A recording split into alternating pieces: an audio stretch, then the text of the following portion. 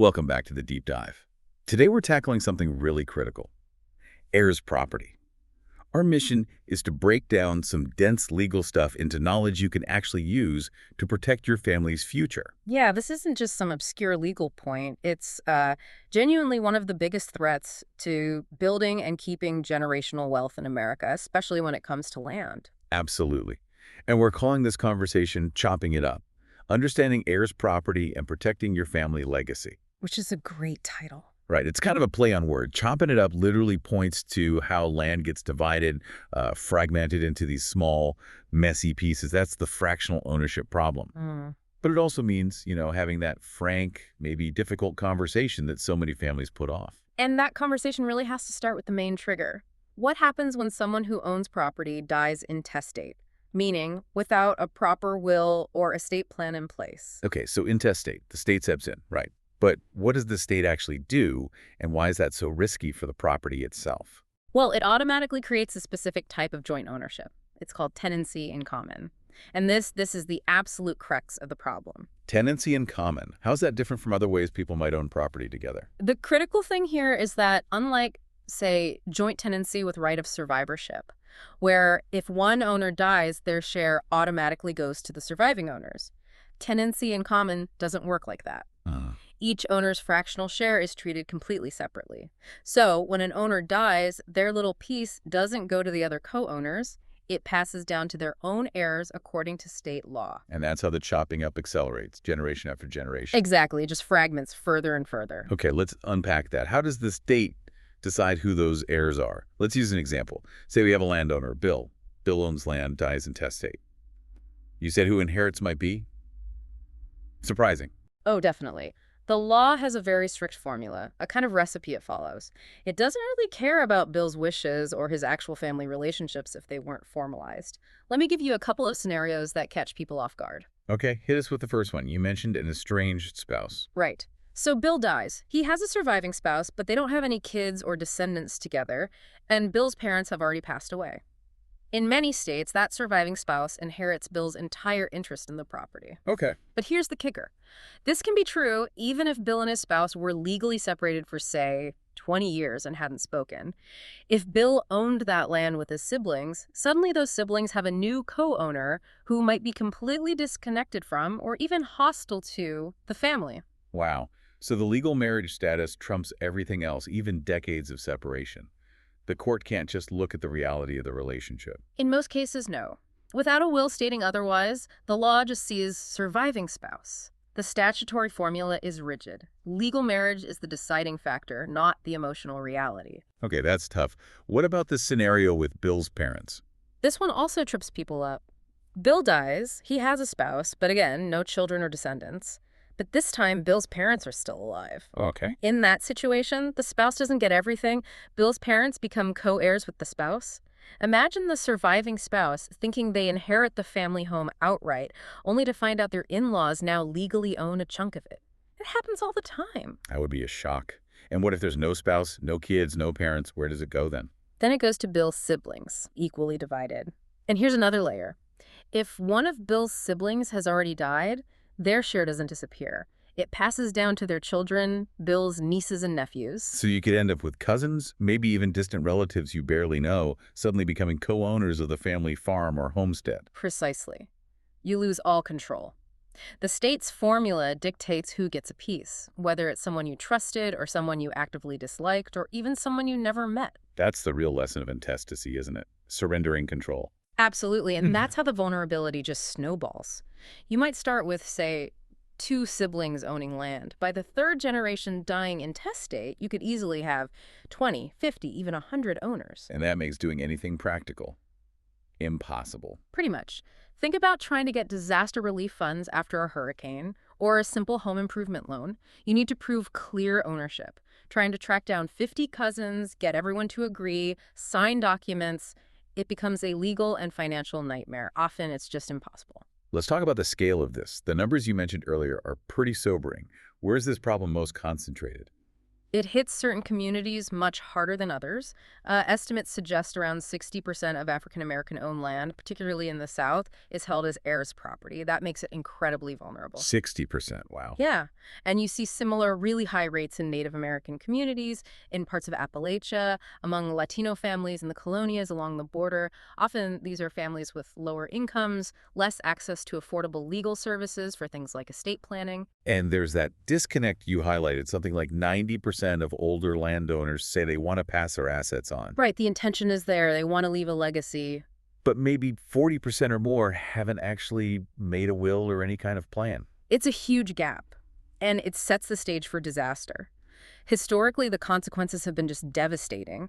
Some studies show that between 1910 and roughly 1990, the African American community lost something like 90% of its land base. 90%. That's an almost unimaginable loss of wealth and stability. It's enormous, a massive transfer of wealth away from those families and communities. So how does this loss happen today? What are the actual mechanisms that, say, investors or developers use to get hold of this fragmented land? There are two primary ways this vulnerability gets exploited. The first one is through tax sales. Okay. If the property taxes aren't paid, which can easily happen when you have dozens of owners and nobody knows who is responsible, the county puts a tax lien on the property. An investor can buy that lien at auction. And then what? They pay the back taxes. The family usually has a period, maybe 3 years, to redeem the property by paying the investor back, plus pretty high interest, often like 12% or more. But why can't just one family member step up and pay the, say, $500 in taxes to save the land? It often comes back to that coordination problem. Finding the $500 might not be the issue. It's getting agreement from maybe dozens of co-owners, some you might not even know or be able to find, to sort of who pays what and how. An investor doesn't have that headache. They just deal with the county. It makes heirs property an easy target. That makes sense. And the second mechanism, you said it's often worse. Yes, the partition sale. This one is brutal. Because it's tenancy in common, any single fractional owner, even someone who legally owns just 1% or less, can go to court and file a lawsuit demanding that the entire property be sold. One person can force a sale of the whole thing. Yes, they petition the court for partition. And historically, the easiest way for a court to partition property was just to order a forced sale at public auction. And those auctions, they don't usually bring top dollar, do they? Rarely. Properties sold this way often go for far less than market value. It wipes out potentially generations of accumulated family wealth in one go. When you see those statistics, like the median inheritance for a white farming family member being over $100,000 versus maybe $4,000 for a black family member, you can see how this legal structure directly fuels that disparity. It absolutely does. And beyond the financial cost, which is huge, there's the emotional toll. We read accounts of families who were close, who loved each other, just completely torn apart by disputes over land after parents died without a will. Siblings stop speaking, lifelong resentments build, all over property that was meant to hold them together. Okay, the problem is stark. Let's shift towards solutions. If good intentions aren't enough, what actually makes people finally sit down and do the estate planning? What are the triggers? Well, there are the common life events, getting married, having kids, buying a house, maybe getting an inheritance yourself, starting a business. Divorce is a big one too. Even moving state can trigger it because laws differ. Makes sense. But you know what the research often points to as the number one trigger? The thing that finally gets people into an attorney's office. What's that? A serious medical diagnosis. Something like cancer or a major heart condition. Facing your own mortality suddenly makes planning feel incredibly urgent. It's often that final push people need. That's powerful. Okay, so for families already caught in an heirs property situation, maybe facing one of those partition sale threats, are there any legal shields now? Protections? Yes, thankfully. This has been a huge focus for advocacy groups. The most important development is a piece of model legislation called the Uniform Partition of Heirs Property Act, or UPHPA. UPHPA. Okay, what does it do? It's been adopted by, I think, around 20 states now, maybe more. It fundamentally changes the partition sale process to give the family members who want to keep the land a fighting chance. It builds in crucial protections. Like what specifically? How does it stop that immediate forced auction? Okay, first, if someone files for a partition sale in a UPHPA state, the court can't just order an auction right away. It must order a formal appraisal to determine the property's fair market value. That's huge. Prevents the lowball sale right there. Exactly. Second, the co-owners who didn't want to sell are given the right of first refusal. They get a set amount of time to essentially buy out the share of the person who initiated the lawsuit at a price based on that fair market appraisal. Ah, so they get a chance to consolidate ownership themselves before it goes public? Precisely. It gives the family a real opportunity to keep the land together. And even if they can't buy it out, if it does eventually go to sale, the UPHPA prefers a market sale, like listing with a realtor, rather than just a courthouse steps auction to trade and get a fair price. It's a game changer. That sounds like vital protection. Yeah. What about accessing resources like government programs? Has that gotten any easier? Yes, that's another positive development. For years, heirs property owners were often shut out of USDA programs, farm loans, conservation support, disaster aid, because they couldn't show that clear title. Right. Recent changes, particularly in the Farm Bill, have made it easier. Now, owners can often qualify for USDA programs if they can get enough co-tenants to agree. Or sometimes even if just one tenant can demonstrate they represent at least 51% ownership interest. It opens doors to really important support. So the focus really needs to be on creating, as you said, good legal architecture, especially with projections showing hundreds of millions of acres changing hands between generations soon. It's a massive transfer. Getting the legal structure right isn't just important, it's essential for the future stability of rural and family land ownership. Okay, let's talk specifics. What are the actual tools people can use before they die to make sure their land goes where they want it to go and stays protected? Assuming step one is always talk to a lawyer. Always. Absolutely. Consult an attorney who understands estate planning and property law in your state. But yes, the most basic tool is still the will or a trust. Simple enough? Simple, but you need to be careful how you use it. The biggest mistake people make, even with a will, is leaving property undivided, saying, I leave my farm equally to my 5 children. Sounds fair, right? Just fair. But legally, you've just created tenancy in common. You've essentially set up that future fragmentation problem yourself. Because now every decision about that farm selling timber, fixing the roof, paying taxes requires 100% agreement from all 5. It's what some experts call a prescription for disaster. So better to be specific in the will, like child A gets these 10 acres, child B gets the house. Exactly. A clear division, if possible. Or another strategy, if you really want the asset, like a family forest kept whole, is to select one successor. Just one heir for the whole property. It can be controversial, yes, but it allows the current owner, maybe 10, 20 years, to really train that chosen person, introduce them to the forester, the accountant, the lawyer, teach them how to manage the land. It prepares them to take over effectively without fracturing the ownership. Interesting strategy. What about ways to avoid court altogether? Like skip the whole probate process? Right. Probate can be long, expensive, and it ties up the property, sometimes for a year or two. During that time, the heirs still have to pay taxes, insurance, upkeep, but they can't legally sell it or mortgage it. So avoiding probate is good. How do you do that? One increasingly popular tool is the transfer on death deed, or TODD. It's available in many states now. It's pretty simple.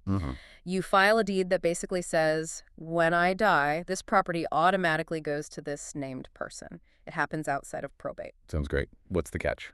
The main drawback with a standard TOD is that the person who inherits the property also inherits any existing liabilities attached to it.